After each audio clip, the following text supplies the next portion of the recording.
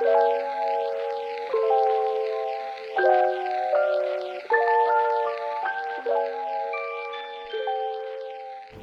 and welcome to Sustainapod, podcast produced by young people for young people about the world of sustainability. We talk with leading professionals and change makers about what it takes to build a more sustainable present and future, starting with the stories, tips, and insights for you to take action. Today we'll be talking about mental health during the climate crisis, what are its challenges and what we can do about it. You'll hear from Dr Ans Vercammen, a leading academic from Imperial College London, on human psychology in relation to environmental change, as well as Ethan Yun and Justin Chan, two Year 12 students from Hong Kong. Ethan and Justin are representing the youth organization EcoSol, an environmental advocacy group that strives on creating sustainable change in Hong Kong. Now, I have to say the headlines in the past month have been truly terrifying. July is set to be the hottest month on record and possibly the warmest in 120,000 years. We've had a series of extreme weather events from wildfires, flooding, and heat waves right around the world. And so I just wanted to start by asking, how have you two felt about hearing all this news? Ethan, how are you feeling? Well, for me, I feel like I start feeling just a slightly bit hopeless about, I guess, the future. And since it's like, I feel like personally there's not much that one person can do to really help. It's all about banding together and creating a more sustainable change within a large community.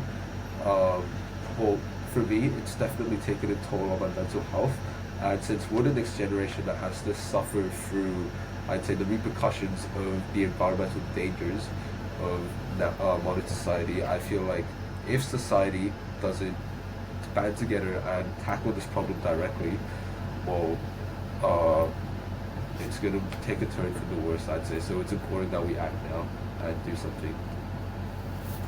Yeah, I mean, what you're talking about seems to really line up with what I've been reading recently about a term called eco-anxiety. I've been hearing a lot about it in the news and stuff like that. Yeah, but what exactly is eco-anxiety? So from what I've read, it's a state of anxiety and worry related specifically to environmental harm and human activity and climate change. And since we're the generation that has to live through this, as climate change continues to worsen, more and more people are reportedly experiencing anxious or depressive thoughts associated with this. And a recent international survey of climate anxiety in young people aged 16 to 25 showed that the psychological burdens of climate crisis were, quote, profoundly affecting huge numbers of these young people, so us, around the world about the future of our planet. Yeah, I definitely feel like that's something that I've been experiencing, especially as a young professional working as a sustainability consultant. So I'd really love to bring in Dr. Vercammen Ans to share more about your experience studying like how young people are feeling. Ans, welcome to the podcast. Thank you so much for joining us. Thanks so much for having me. I'd love to start by asking you more about your background and what prompted your interest in studying the relationship between human psychology and environmental change, as you initially started off more in the human psychology field. Yeah, it's all a bit serendipitous, really. I'm a neuropsychologist by training originally, and I did my PhD in neuroscience, which is very different from it had nothing to do with the environment at all. But it was always a personal interest of mine. Like I'm someone who really enjoys the outdoors. I was a scuba diver for a really long time, since I was a kid, really. And so I think the environment for me, like the enjoyment I got out of it, was always just a really important part of who I was, like outside of my professional life. And I think, probably 10 years into my professional career as a psychologist, I'd done research, I'd done teaching. I wasn't really that happy with where that was going, and I just wanted to explore more. Like, what's this, I saw what was happening. It was all around me, like exactly what, Justin and Ethan, what you've just said. You see these things happening and it affects you, climate change, environmental change, and I wanted to do something about it. And I think originally my plan was to become a marine biologist. I was going to retrain and do something entirely different, but I think what I found is that my training as a psychologist is actually very relevant to understanding environmental problems, because the problems are yes, they're expressed in environmental problems, but the problem really is human behavior. So for me, it was this sort of light bulb moment where I went like, oh, okay, wait a second. What I know about how humans function and how they think and what motivates them is actually really relevant here. I did end up doing a conservation science course, like a master's degree in conservation, which was really helpful in understanding that the natural science aspect of it, to understand, you know, how the environment works, as well as how how people and their activities impact on the environment. But really, being a psychologist seems like quite helpful in trying to understand, you know, what's going on here. Why are we doing this? Yeah. Yeah. When you said what people do really affect their way of thought, that's really true for me as well, because me personally, I would say I'm a relatively outdoorsy guy. Recently, I've noticed all of these activities, especially in Hong Kong where the weather is always fluctuating.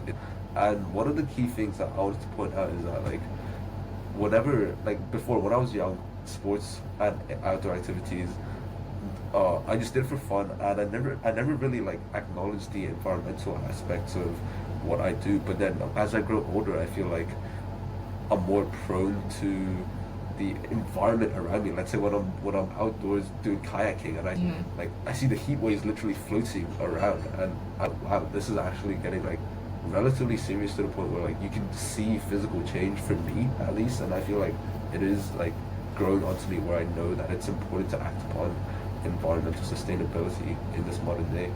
Yeah, that's a really good point, and it's a bit of a double-edged sword. I think the more people who really enjoy the outdoors, who enjoy nature, who have a love of nature and are connected to it, are also the ones that are going to be mostly affected by seeing those changes, right? Because you're doing the things you love, you're being out, you're enjoying nature, and you're more affected by seeing that change. Yeah, I think that's a really good point. We start to notice it more easily, more quickly, Yeah. maybe.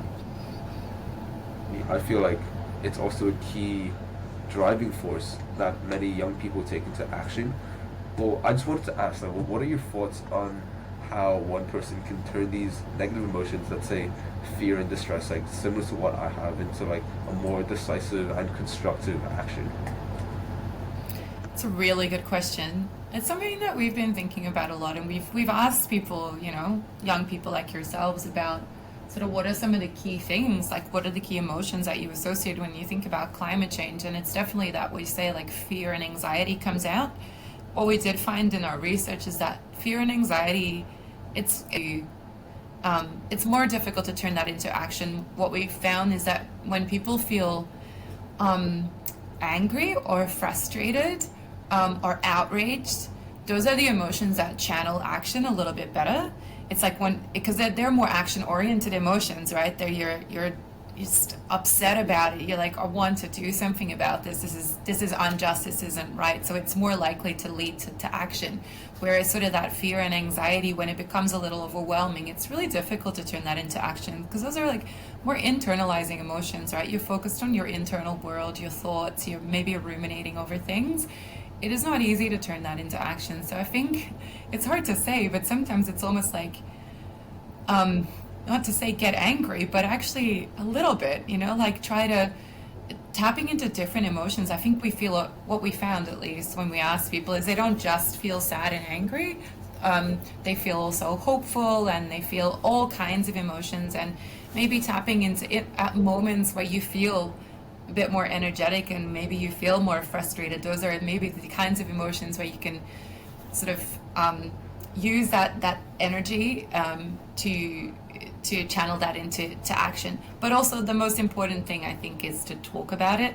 If you are feeling fearful or anxious, it's not gonna make you do anything. It's not necessarily going to get you out and into a protest. It's not going to get you to do, you know, it's not really action oriented, but it can help to just sit down with other people and say, hey, wow, this has made me feel really, really sad. And that's a great action to take. It's not going to create environmental change, but it's going to make you feel better. So I think that's a good way to think about it. There's different emotions can lead to different helpful actions to take.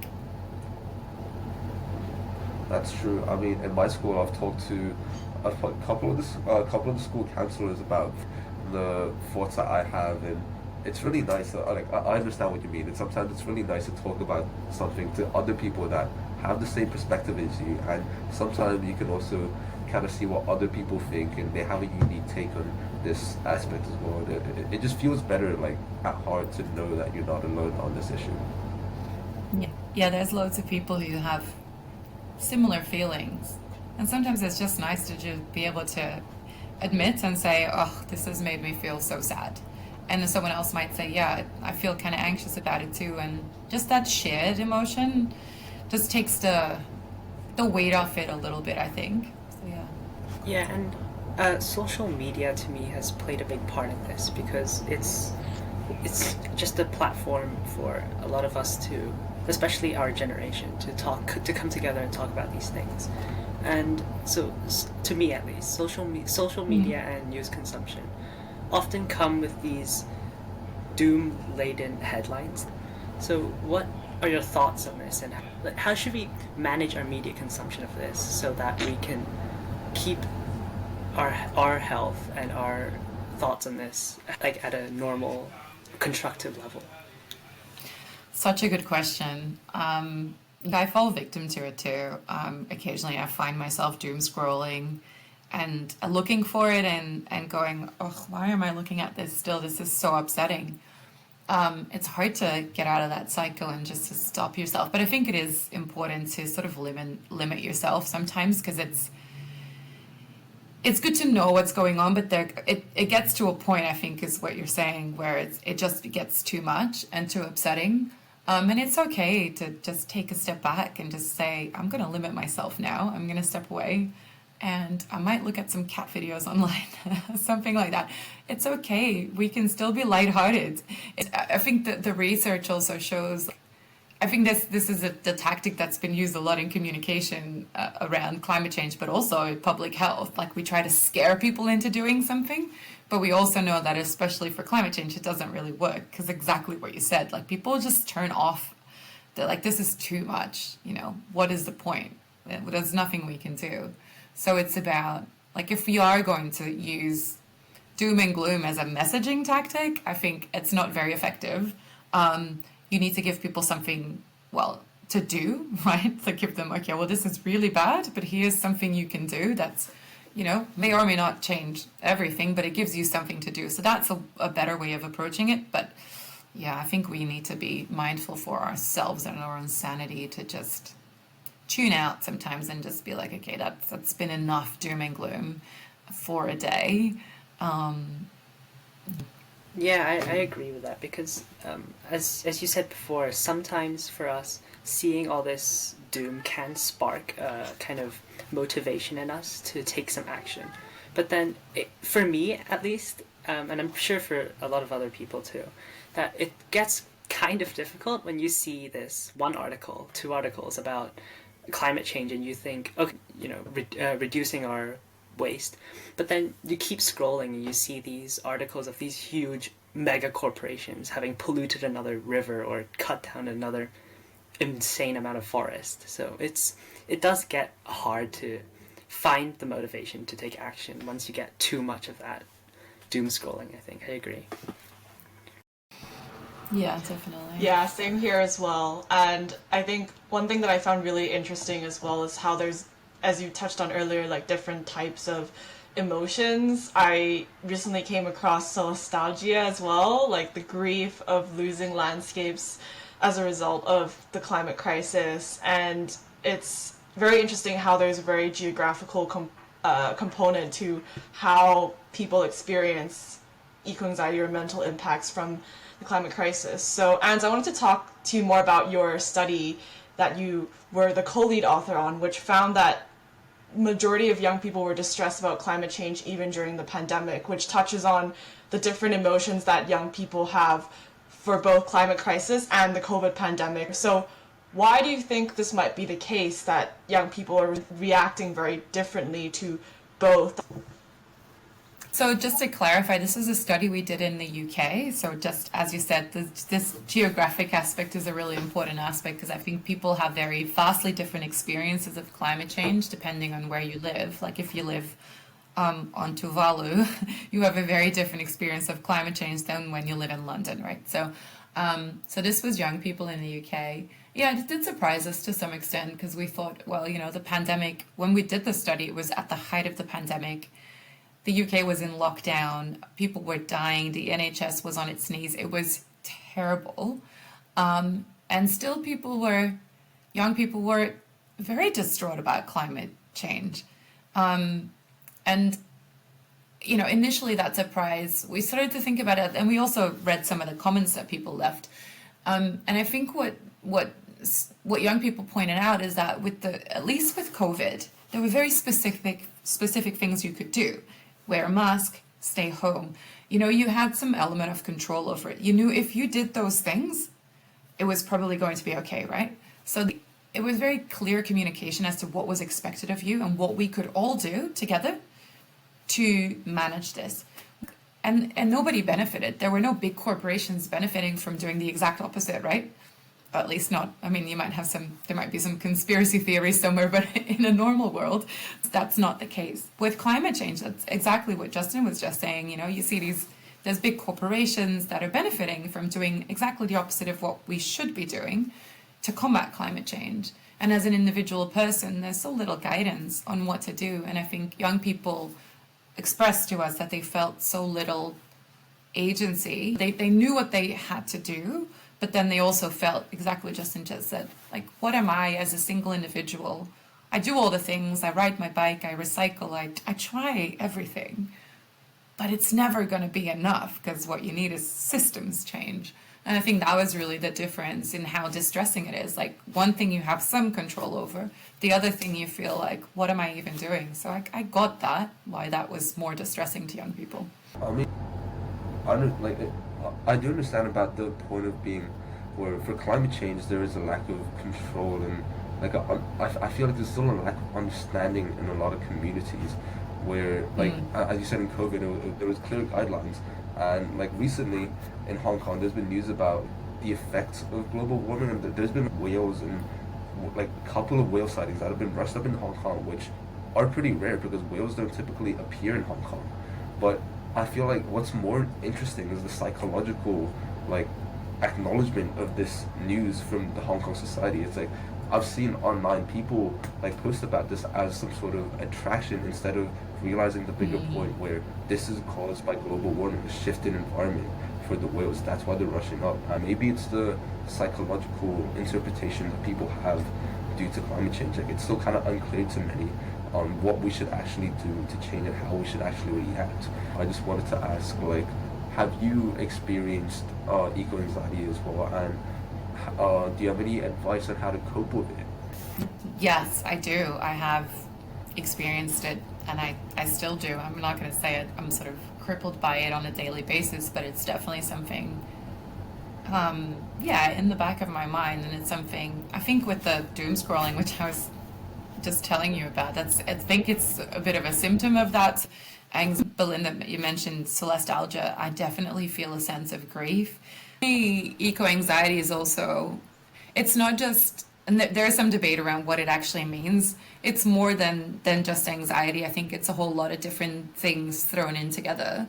And for me, it's definitely an element of grief as well. That's part of that eco-anxiety. So that sense of loss.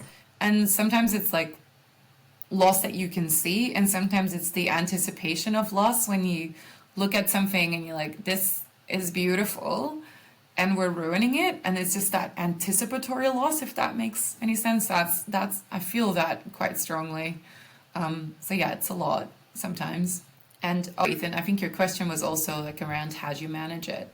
It's getting out and enjoying nature. I think just enjoying what we have and how beautiful it is, that can be a real tonic, I think. My master's student, Cami Dunning, who was at Imperial College doing her master's, she did a study. She surveyed a whole bunch of university students and asked them about their eco-anxiety and also about how they're managing it. So instead of telling you how I'm managing it, I can tell you a little bit about how other young people, a little bit older than you, are managing it. And so we split it up into 3 different ways of coping with eco-anxiety. which was problem focused, which is kind of what we were talking about before, which is taking action, going to a protest or doing, pro-environmental behaviors, sustainability behaviors like recycling or taking a bike instead of a car. And then there's emotion-focused coping, which can be that sort of tuning out and just distracting yourself with cat videos or something. Just finding meaning in being part of a movement of change, finding meaning in, and maybe what we're doing isn't super effective, but at least, you're doing something, you're identifying with that, finding meaning in being part of change and fighting climate change, even if there's no guarantee of success, but you sort of identify with that, with being someone who cares. And that also helps to some extent, take you away from those powerful emotions that can become overwhelming, is taking that step back and just finding meaning in just being in that space. So those are the three things. And that meaning focused coping was the least common among students because it's difficult to achieve. Lots of people are very focused on problem focused coping, so really trying to enact change, which is also a very good thing. But it becomes longer term, it can be quite challenging to maintain that problem focused coping when you're not seeing the change you would like to see. And then we need to step back and look after ourselves and focus more on that, on finding just that meaning in ourselves. I want to circle back to what you said about the protests and movements. So we've seen on the news there have been climate change movements and demonstrations. So what are the larger societal impacts of this mental health issue that comes from climate change? So do you think it's stimulated any spin taken to try and solve this problem that's affecting all of us? It's such a good question. I think we'd all like to see more policy change. And I think what we also would like to see is that, specifically what you said, that recognition that climate change is not just about, physical impact. It's not just about weather. It's about how it's impacting on the mental health and well-being of all of us. And I think that growing recognition, and you can see that now, it's the first times that the IPCC report has actually recognized mental health as a climate impact, in the last report. So definitely there is that growing element of, well, it's not just about storms and droughts, etc. It's about people's futures and their well-being. So I think that's really great to see, because I think it is a great motivator for governments, because it's their job to look after their people, right? And if it is a significant health impact, then you will start to see maybe a little bit more engagement. It is kind of sad to sort of admit that it didn't seem like that much of a problem when it's just about, quote unquote, just about the environment, but now that it's about a public health issue, all of a sudden people are starting to pay attention. But I think, potentially if this is the avenue to get that policy interest, then that's a good thing. But we also would like to see that integration of those two sides, the environmental policies and the public health policies to come together and have that recognition that there's an intersection somewhere where those two meet, and having these joint frameworks that can help us be more effective in not just promoting better well-being, but also promoting healthier environments, because the two are so incredibly linked that, we need to recognize that in policy, and we're not quite there yet, if that makes sense. Yeah, for sure. I just love the point you made about drawing those intersections, because in many ways making it a public health issue is really helping to put the issue into the spotlight. And so I also think that platforms like these, where we can talk about it with academics like yourself and also amongst young people, will really help to alleviate, hopefully, some eco-anxiety.